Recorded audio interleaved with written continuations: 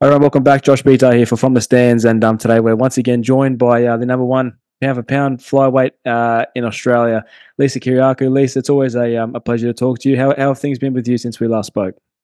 Yeah, good. Just busy training and fighting and whatnot. Just keeping busy. Hopefully get a Hmm. fight soon. Definitely. Look, I wanted to touch on something first of all. Bit of information. I know you've sort of hasn't been come out yet, but it will come out. Obviously, you signed on with a new management company, which is Yes. pretty exciting. And I guess just talk to me about that decision and how excited you are for the future with your new management company. Yeah, no, really excited. So yeah, basically, yeah, got a new manager and yeah, he seems, really happy to work with Reese. As you said, it'll all come out soon. Yep. But yeah, it seems like we're both on the same page and want the same things from each other. So yeah, really excited just to work together. Yeah, So definitely. Yeah, yeah, I no, can't wait for the he's new a very roles. he's a very he's very thorough with what he does, and it's Yeah. I feel like you will get a good relationship with Reese. Yeah, for sure. Already, just like he's showing so much, care and determination for me. So yeah, it's really good to work together. Definitely. And sort of speaking on this year as well, Lisa. How was this year for you? As it's a week or two away from 2024. I guess reflect for me on 2023 and the year it was. I mean, it was a big year for you professionally. Winning the flyweight title for Hex, and then going to fight in one championship, defeating Wonder Girl, which was a massive thing, Yeah. massive accomplishment.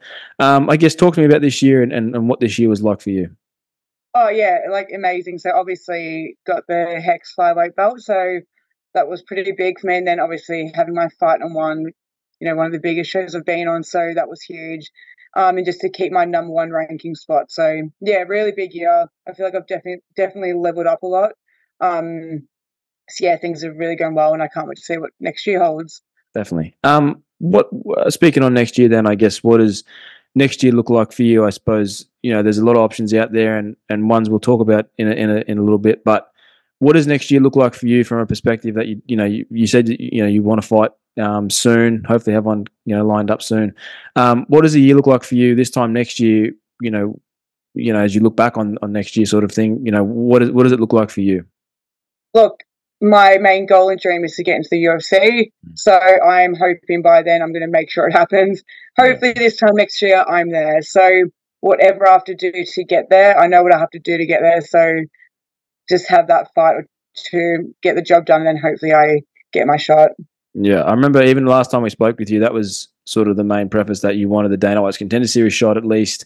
You wanted the Yeah, shot at the UFC, and it seemed pretty evident, that it was. Fighters have their choice on obviously the PFL and Bellator are one combined now. So there's another, I guess, less an option there with Bellator being removed. But that was kind of something I did want to touch on. Is I know Reese has got a good connection with the PFL, and obviously Chelsea's in the PFL, and Rob Wilkinson's in the PFL, and I think the flyweight division in the PFL has got a lot of excitement around it, considering there's a tournament coming in 2025. Apparently, Dakota Decheva looks very promising in that division. Is that still something that you would ever consider, or it's really just the UFC at this point? look, my as I said, my ultimate goal and dream is the UFC. So whatever I have to do to get there, I'm going to do. So if it's that direction, then I'm going to take it. My fight and one, there was obviously a one fight deal, but it was a huge Mm, fight. A huge win over Nut, obviously. So once again, whatever I have to do to get there. So I'll fight on whatever promotion it is, but as long as I get the result I'm after. yeah. Has there been any early talks with guys like Sean Shelby and Mick Maynard that have you on the radar yet? Look, I definitely think I'm on mixed radar, but I know what I have to get done, and my next fight or two, just got to finish my next opponent, and yeah, hopefully get my shot.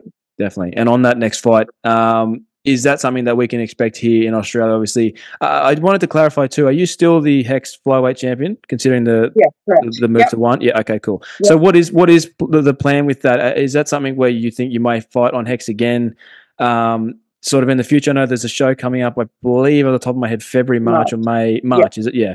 yeah, And I think what they're doing is quite incredible. I for sure. really celebrate Hex a lot. I think getting 2,000 people to an Australian MMA show is showing Huge. what the next level of this country is producing, I suppose. So is that sort of something that we can expect you back on Hex, sort of around that March timeframe? Yeah, look, possibly. Look, as I said, whatever wherever the best opponent is for me, I'm going to take that fight. If it's on Hex, if it's overseas again, whatever it is, the right opponent, that's all that matters at this point. Not too much of the show, but just that next opponent. So if it is on Hex, great, can defend my belt, which will be pretty cool. So yeah, hopefully I get something locked in soon. So I've been saying ready, so I'm ready to go right now. So I'm always ready. Yeah, so definitely. whatever that opponent, whatever show it may be on. Yeah. Couple last ones, Lisa. Look, like I just mentioned about Hex, I guess what have you thought about their growth this year of Hex? I mean, they just sold out 2,000, tickets at Festival Hall, which is, like I said, unheard of. And going from where they've gone from the pavilion to now the Festival Hall and what they've done this year, where do you see them as the future of Australian MMA? Honestly, Hex are doing great things. Like, they've just improved the show so much. Like, it's, as you said, it's getting massive now. Everyone knows about it. Everyone's hearing about it. It's growing. It's obviously going to New Zealand as well next year, I believe. So I don't know. I believe it's going to be one of the biggest shows in Australia. So if they keep doing what they're doing, which they will, they're just going to overtake every other local scene, and I kind of guess they already are. So yeah, I love fighting on that show. Honestly, they treat the fighters so well. It's just a really good experience to actually be on Hex and get that treatment that we all deserve. Yeah, definitely. Last thing, Lisa, obviously being a part of Absolute, I think you guys show an incredible culture. And when at the UFC 293 Media Day, I made sure to mention you and Khan to Jack during his interview, and just sort of said, about Absolute and the guys that are coming through, like yourself and like Khan Offley and like Luciano, that are becoming the future of what this country is producing in terms of talent. What was this year like for you guys at Absolute MMA? I mean, you obviously had Jack doing well in the UFC. Unfortunate his last fight ended how it did. But nevertheless, I think you guys had an incredible year. I guess talking about the year at Absolute that you guys all had.